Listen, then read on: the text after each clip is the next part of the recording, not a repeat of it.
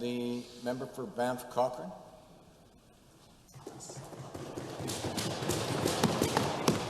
Thank you very much, Mr. Speaker. As we come to the halfway point of our first mandate, it is an incredible honour and privilege for me to respond to Her Honour's speech from the throne. This provides an opportunity to not only look forward in anticipation of what is to come, but also to look back as what has been accomplished and what we had set out to do in our platform. Alberta has a long and proud history. Despite recent economic challenges beyond our control, Alberta also finds itself in an enviable position in the present. Thanks to the visionary leadership laid out in the speech from the throne, Alberta has a bright future, set to lead the country in economic growth. Albertans elected us on a platform of change, of doing things differently. The trust placed in me by the voters of Banff Cochrane to be their representative is something I always keep top of mind. On International Women's Day, I'd like to pay tribute to the women in my life, my wife, mum, sister, niece, my 101-year-old grandma, and my constituency staff. I'm honoured to represent such a diverse and vibrant constituency, full of community-minded Albertans who look out for one another. I'm inspired by them every day. Indeed, the determination and resiliency they displayed during the 2013 floods influenced my decision to run for election. Alberta is going through difficult economic times due to the low international price of oil. At times like these, Albertans expect a steady hand on the tiller to navigate challenging situations, and this commitment was reaffirmed in the speech from the throne. Like all Albertans, the people of Banff Cochrane are pragmatic and sensible, but they also don't shy away from challenges or let hard work deter them from striving to reach new heights, literally and figuratively. It's quite the opposite, really. Take the recent reintroduction of bison into Banff National Park, for example. In early February, bison were successfully translocated to the Panther Valley after many years of planning. This historic return of bison, a keystone species and North America's largest land mammal, coincides with the 150th anniversary of Canada's Confederation. After being absent from the wild for over a century, the bison's homecoming is a historic and cultural triumph. This was made possible by people like Banff National Park Superintendent Dave McDonough, Bison Reintroduction Project Manager and Wildlife Biologist Carson Hoyer, Bison Belong Coordinator Marie-Eve Marchand, and Eleanor Luxton Historical Foundation Trustee Harvey Locke, just to name a few. This was a significant team effort, and I'd like to thank all of those involved in this historical undertaking. There are too many to name them all. Preceding the physical reintroduction of the bison, another example of determined cooperation took place during the signing of the Buffalo Treaty during the summer of 2015 in Banff. At that time, First Nations from both sides of the Canada-US border gathered in Banff to welcome the Stoney Nakoda and the Samson Cree as signatories to this treaty of renewal, cooperation, and restoration.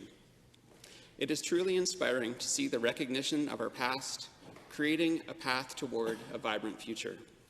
This is especially so with respect to the reconciliation process with Canada's Indigenous peoples. The traditional territory of the Stoney Nakoda First Nation, or Inyahe Nakoda, includes Banff National Park. A letter signed by 20 First Nations leaders is calling for the name of Tunnel Mountain to be changed to its traditional name, Sacred Buffalo Guardian Mountain. Alberta's wild spaces are world-renowned and form an important part of Albertans' personal and collective identity. From our rugged mountain landscapes, rolling grasslands and foothills, boreal forests and badlands, tourists from across Canada and around the world have a visit to Alberta on their bucket list. Banff Cochrane is fortunate to be home of the Global Water Futures Research Station led by Dr. John Pomeroy. Over the next 7 years, the program will involve 18 universities and over 700 scientists studying ways to improve disaster warnings and water quality and find innovative ways for local and regional governments to adapt to and manage risks related to climate change. During the speech from the throne, Her Honour told us that the government will continue to improve parks across our province and build on the historic protections that have already been brought into place, such as the recently announced protections for the Castle region. Constituents of Banff Cochrane are especially delighted to hear about improvements to Alberta's provincial parks, many of which are located in this constituency. Camping and recreating in Alberta's outdoors is a family pastime where many fond memories are formed. Albertans and visitors love to hike, fish, hunt, and enjoy our natural places. Greeting those visitors are our world-class tourism partners. Whether you're looking for the thrill of a dog sled tour across the Continental Divide in Lake Louise, snowboarding on Olympic terrain in Nikiska, being pampered in the spa in Banff, attempting some of the world's most difficult rock climbing routes in Canmore, watching the Lions Club Rodeo in Cochrane, or cross-country skiing in Bragg Creek, there are family-friendly activities for all ages and all ability levels throughout Banff Cochrane. Supporting the businesses who cater to visitors and locals alike are several active and engaged chambers of commerce and business associations throughout the constituency. Launching just this past January, the newest addition to these hardworking groups is the Bow Valley Chamber of Commerce. I had the honor of attending several of their conversation cafes while they were in the formative stages of creating a chamber. I'd like to congratulate the founding members of the Bow Valley Chamber of Commerce, Chair Brian McClure, Vice Chair Stephanie O'Brien, Treasurer Stephen Armstrong, Secretary Elaine McPherson, and members at large Isabel Dagneau and Darren Foth for their efforts. I look forward to working with them and all other businesses as we diversify and strengthen Alberta's economy together. Banff Cochrane is fortunate to be home to no fewer than 5 craft breweries and 2 craft distilleries.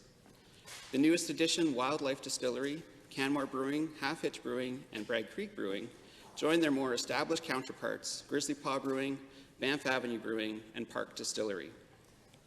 The Minister of Finance is known for declaring that beer is good, and I'd like to add to that, craft spirits are good. The tourism sector in Banff Cochrane is thriving. Canadians are looking forward to celebrating 150 years of Confederacy, and many are planning a visit to Banff, home of Canada's first national park.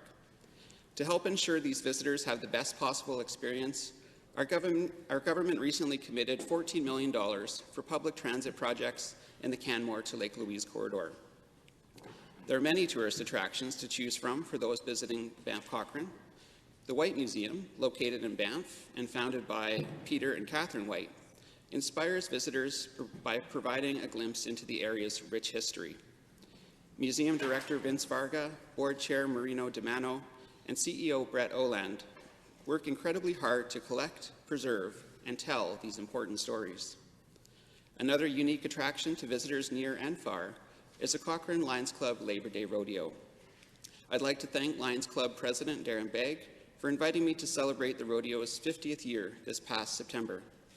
The rodeo is considered one of the toughest amateur events in Canada. The Cochrane and District Agricultural Society is yet another organization serving Cochrane and the surrounding areas. President Justin Burwash and the board of the Ag Society are working hard to preserve and promote Alberta's traditional roots. While we work hard to celebrate and preserve Alberta's proud heritage, we must also work to ensure a bright future. Her Honour's speech from the throne indicated that our government plans to do exactly that by supporting energy efficiency programs.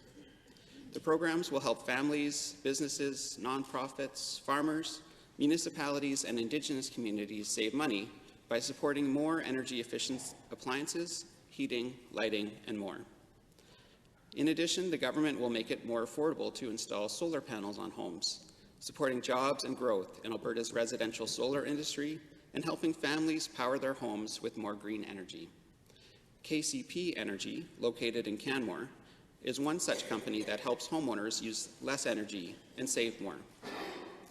With young children and a strong belief that climate change is real, KCP Energy founder, president, and CEO Jeff Domenico decided to create a business that would help his family and others to move towards living more sustainably. Consideration of what the future holds in store for generations to come is a strong motivator for action. When a child's home isn't safe, we have a responsibility to step in and do whatever it takes to make sure kids are protected. As Her Honour said in the speech from the throne, child protection is one of the most important services any government can provide, and we owe it to our children to get it right. It is for this reason I'm honored and humbled to be a member of the all-party ministerial panel on child intervention. Building on the work of this panel, the government plans to introduce new legislation focused on ensuring child death reviews receive the utmost care and attention. This is difficult yet important work, and I'm committed to working hard alongside fellow panel members to ensure children are protected. I was also pleased to hear in the speech from the throne that the government will work to better help and protect victims of sexual and domestic violence with the introduction of legislation that eliminates barriers to pursuing justice. This work will complement that being done by the Banff YWCA, which offers a safe place for those leaving domestic violence situations in the Bow Valley. The Banff YWCA's Women's Emergency Shelter Project is led by CEO Connie MacDonald, and a strong team and talented board supporting her. A person of courage and determination, Connie and the YWCA team are working to create a Made in the Bow Valley solution. Affordable housing in Banff Cochrane is a long-standing issue. I was pleased to hear Her Honour refer to our government's commitment to continue to address long overdue repairs of the affordable housing units we already have and to build more units for families and seniors in need. Affordable housing helps make our communities whole, and these are essential in communities like Cochrane, Canmore, and Banff, where housing costs are high.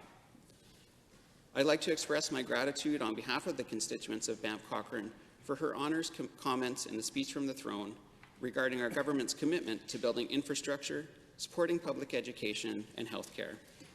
This will especially benefit residents of Cochrane, which was the second fastest growing municipality in Canada, according to the most recent census. Residents of Cochrane will benefit from the construction of a new school, the Calgary Cancer Centre, and the Calgary Ring Road. I'm looking forward to attending the grand opening of Ranchview School in Cochrane later this month. Our government's legislative and policy agenda is bold and ambitious, and exactly what Alberta needs in this time of economic recovery. As Her Honour concluded in the speech from the throne, though the world around us may be growing more uncertain, your government will remain calm and focused. Now is not the time to let our steady hand waver. As we have from the start, we will continue to create jobs, diversify our economy, and protect the health and education services on which families rely. In that work, we will make life better for Alberta families. Thank you.